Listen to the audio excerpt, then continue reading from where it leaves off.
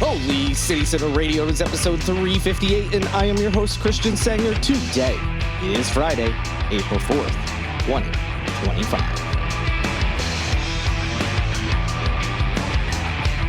Hey everyone, hope you're doing well. I hope you had an amazing week and survived April Fool's Day and all the silly jokes, I use that term loosely, that may have been pulled on you, whether in person or all these dumb companies and whatnot always trying to get you. And there's one we are going to talk about because they did it a little different and people lost their minds here in Charleston, at least those of us who didn't recognize it. Yeah, this is probably an April Fool's joke. Other than that, I hope you've been staying cool. I think the last, 2 days, and I haven't looked at today, meaning Friday, when you're listening to this. I haven't looked at that forecast yet, but Wednesday and Thursday definitely got into the 80s. Quite toasty. You know, we're certainly, it looks like we may have finally completely turned the corner, not going to have any chilly days left, but who knows? I'm certainly not a meteorologist, and to make matters worse, haven't even looked at the forecast. I'm just throwing out nonsense. But I hope, however this weekend goes weather-wise, you have an amazing time. If you need plans, go to holycitycenter.com/calendar. It's the best events calendar in the city, and you'll be able to find all manner of events, whether inside, outside, family-friendly, adults only, whatever you're looking for, there's going to be something going on. Nothing exciting going on personally, so we're just going to go right ahead and get into the news. Federal prosecutors have dropped their case against an Illinois man who is accused of assaulting South Carolina U.S. Representative Nancy Mace, putting an end to this charge that she has mentioned ad nauseum since it happened. But yes, charges completely dropped against the man whose name is James McIntyre. He had actually pleaded not guilty in a Washington, D.C. courtroom after being accused of attacking Mace inside the Rayburn House office building after allegedly shaking her hand in an exaggerated and aggressive manner last year. That's the way it was described by Mace. She also said she was accosted. She said she was assaulted. But yes, this all stems from a handshake that all parties seem to agree upon. Yes, a handshake did in fact take place. Outside of that, there's been some disagreement about how violent that handshake was. Before it was dropped, McIntyre was facing a misdemeanor charge of assaulting a government official, and he had a hearing that had been scheduled for April 3rd, according to the court docket. But yes, the charges were actually dropped before then. The D.C. U.S. Attorney's Office did not immediately respond to requests for comment. That was according to the Post and Courier, who reached out to them. They also said when they first put this story up, that Mace her office did not respond either, but she did end up, talking about it a little bit later on. So again, it all comes down to this incident. There was conflicting accounts about whatever happened between Mace and McIntyre, and who is this McIntyre person? If you don't remember, he was actually a foster youth advocate. So foster care, he was part of an event where people were meeting Nancy Mace. I don't remember if there was other politicians or not. And they were, talking about different aspects of the foster, care system. And at one point when he was talking to Mace, apparently he mentioned something about like, hey, trans kids can be in the foster system. And, I'm not ad-libbing. This is not verbatim. This is kind of loosely what he was saying, but something along the lines of, your rhetoric about trans people, maybe tone it down. This can, you're demonizing people. And there's lots of trans kids that are in the foster care system and they need support. And then a handshake occurred at some point. Mace, claimed she was accosted. McIntyre and someone else like within that group said they didn't think there was anything, bad about what happened, let alone reaching the level of assault. So, I guess we'll never really know what happened, but it appears that the D.C. court decided, hey, there's not enough evidence or they don't think a crime actually occurred, and so they've just completely dropped it. Mace, of course, has been talking about this whole thing and has frequently said that McIntyre was a crazy trans activist or something like that, which really he was there to talk about foster youth and just happened to bring up, hey, some of the youth that are in foster care are trans.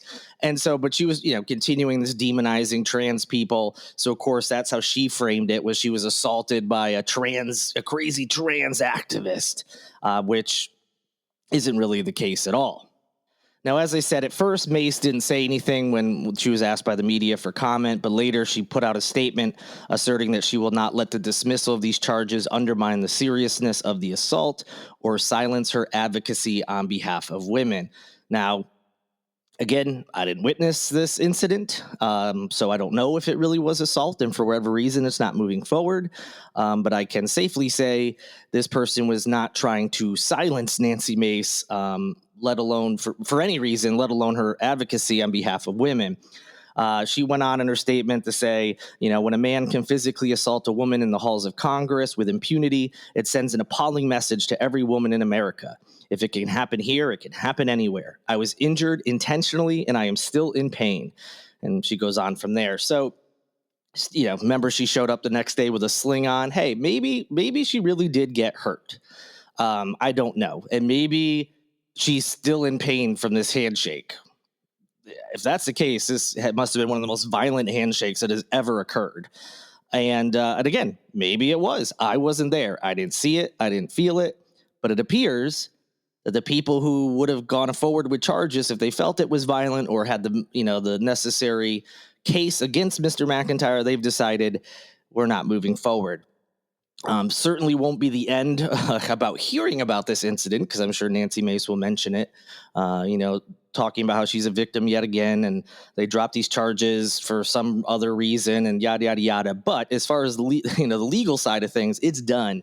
Unless, of course, Mr. McIntyre decides maybe he wants to sue for some reason, which some people have suggested. No idea if he plans on doing that or just wants this to go away.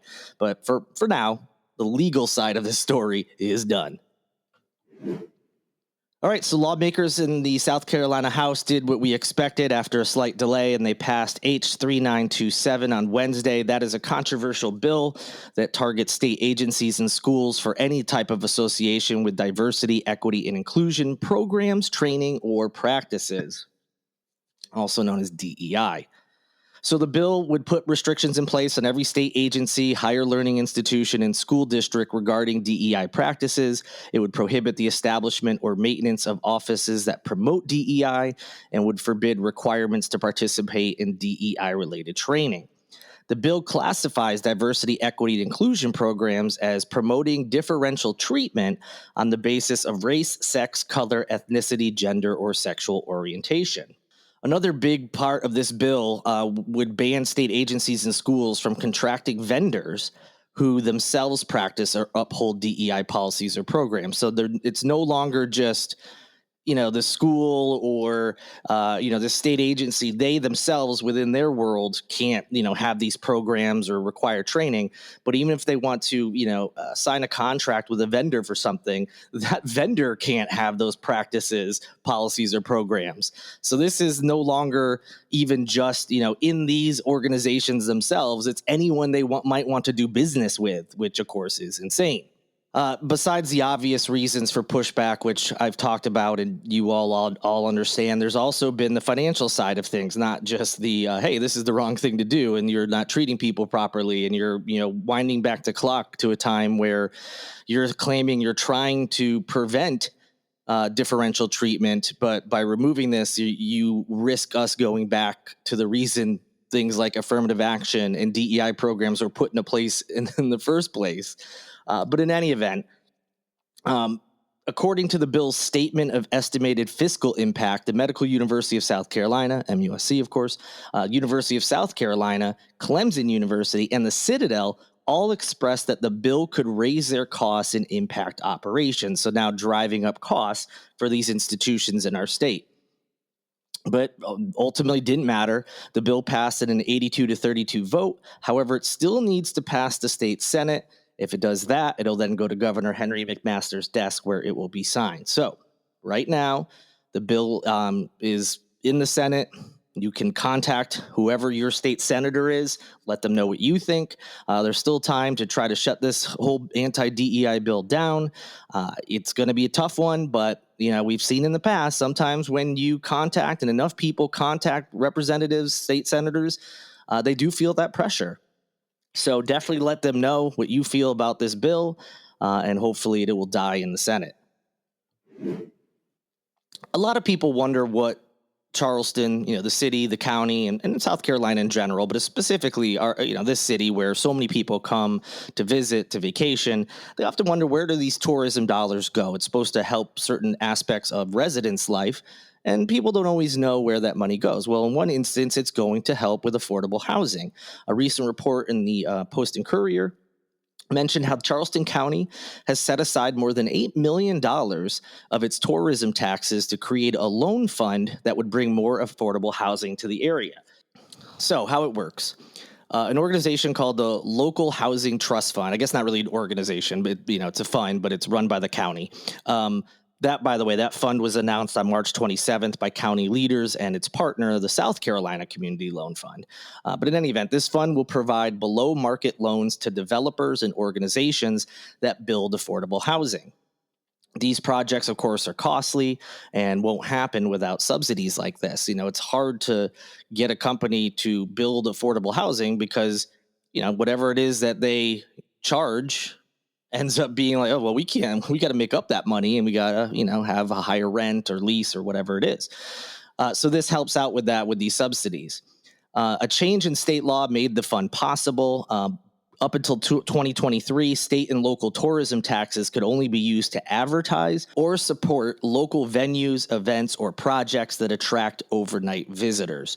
So basically, it was like tourism dollars come in, and we use that money to try to get more people to come here. Of course, that makes sense to some extent, but you would hope some of that money would be going to something better than just trying to attract more people here. Well, now local governments can use taxes collected on hotel or short-term rental stays toward housing that individuals who work at hotels, restaurants, and other tourism-centered jobs can now afford. The legislation, which, by the way, passed with bipartisan support, does not provide any new funding, but rather allows localities to earmark up to 15% of their accommodations tax revenue for housing. Charleston County, which collects nearly $30 million in A taxes annually, allocated about $4.2 million last year and another $4.1 million this year to help seed the fund. Now, the fund, if you're wondering, it will be revolving, which means that builders who are loaned money will pay it back in enough time to be loaned out again for future projects. So, always nice to hear that tourism, taxes that we collect from tourists go to help out residents in some fashion. Also good that it's specifically in this instance, it's going to provide more affordable housing specifically for the people who need it and work in these industries that pull in so much money for the city and for this county. And our last story is about April Fools and how the Charleston RiverDogs sent many people in the city just into a complete flurry of madness. You can go back and look at their Instagram. Last I saw, both posts are still up. The original, which was posted on the last day of March, which is why a lot of people didn't pick up on the fact that it was probably an April Fool's joke that would be announced the next day, and that is exactly what happened. But before then, hundreds of distraught Charlestonians were just up in arms in the afternoon of March 31st when they saw a social media post from the Charleston RiverDogs that had to do with their famous Thirsty Thursday dollar beer night.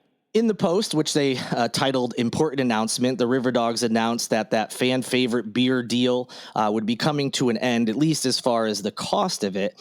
They said inflation was the reason that the dollar beer deal would now be rising to $5 for the upcoming season. So yeah, they said it was inflation and how there's increased costs across the board. And so they had to make the decision to adjust the price of beer on dollar beer night.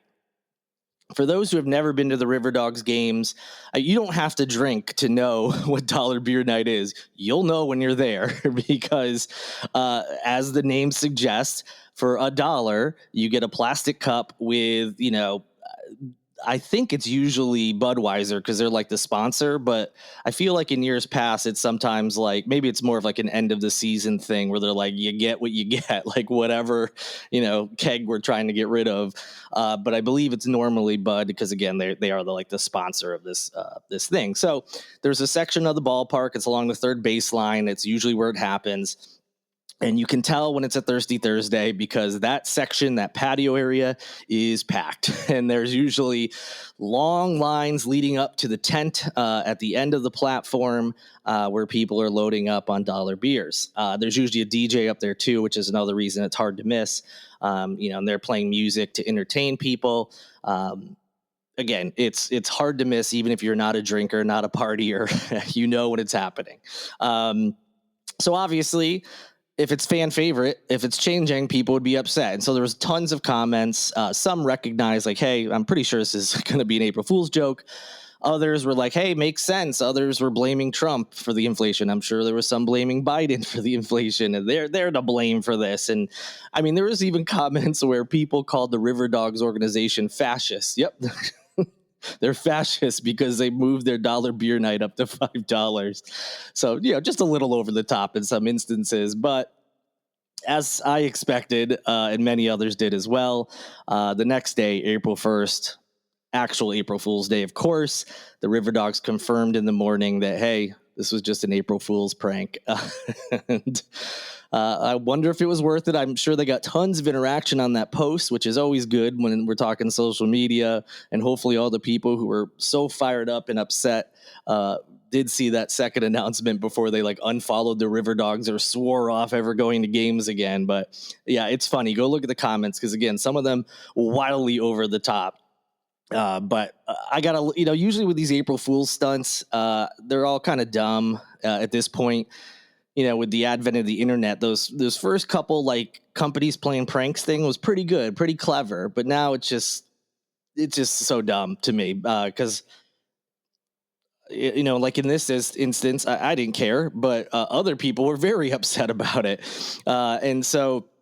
Sometimes these jokes can go too far. I'm not saying this one did. I think this one was actually kind of funny just because of how upset people got and how hilarious it was reading some of these ridiculous comments. So, hey, whatever. Again, not a big fan of these April Fool's things that companies do. I'm not a fan of the holiday anyway. I hate tricks. I hate being tricked. I hate pranks. Same with prank shows like Punk'd and, hidden camera shows and all that nonsense. I hate all of that with a passion. Just also super uncomfortable to me. But I have to admit, I did get a little chuckle at how upset some people were over something so minor and silly. And that'll do it for this edition of Holy City Center Radio. Thank you so much for listening. Stay cool this weekend. Have fun. Go to holycitycenter.com/calendar if you're looking for events.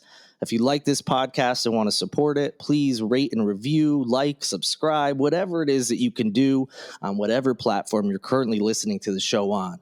Please do that. It's a great help. And of course, as always, go to the website, the Holy City Center social media channels, posts, share them. All those types of things also help spread the word and potentially could get Holy City Center in front of some more folks. In addition to that, tell your friends who live here, moving here, visiting here about the website as well. I really appreciate when I meet people and they say, hey, I always tell people that are moving here, check out your site, or when people are trying to find plans, I tell them to go to your calendar, and that stuff makes me feel really good. So keep doing that, please. Again, thank you for listening. I really appreciate it. An even bigger thank you to Lindsay Marie Collins, who listens to every single episode because she edits every single episode. I don't know how, maybe she's not listening super closely. We'll see. But a big thank you to her, and thank you to Tyler Boone, whose music you hear in each and every show. I will be back with you next week. Can't wait. But until then, good night and good luck.